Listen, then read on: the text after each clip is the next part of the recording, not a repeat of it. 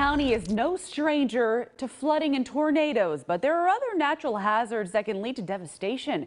Heavy rainfall events and increased development may mean the Nashville metro is becoming more susceptible to landslides. Mary Mays has more.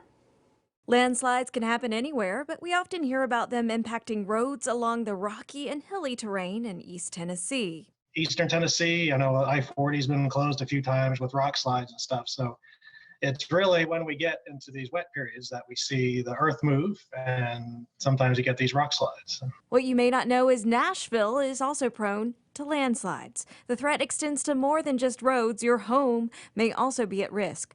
James LaRosa, a hydrologist with the National Weather Service, says terrain plays a role. Here in the middle portions, we get some decent terrain differences over short distances. So it's really where you see this terrain and the rolling hills that it's really can happen anywhere. And I know it's history in the Nashville area. They've had several concerns in and around the Nashville metro area.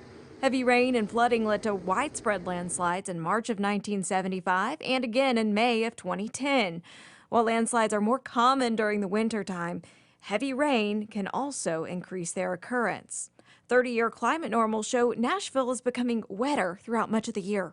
It's really kind of a wintertime threat, or when we've had a lot of rain. The ground gets really saturated, and so that tends to kind of move the soils. Development may also be increasing the landslide threat. Metro Nashville's 2020 multi-hazard mitigation plan says building on steeper slopes has increased the threat of landslides in areas like Bellevue.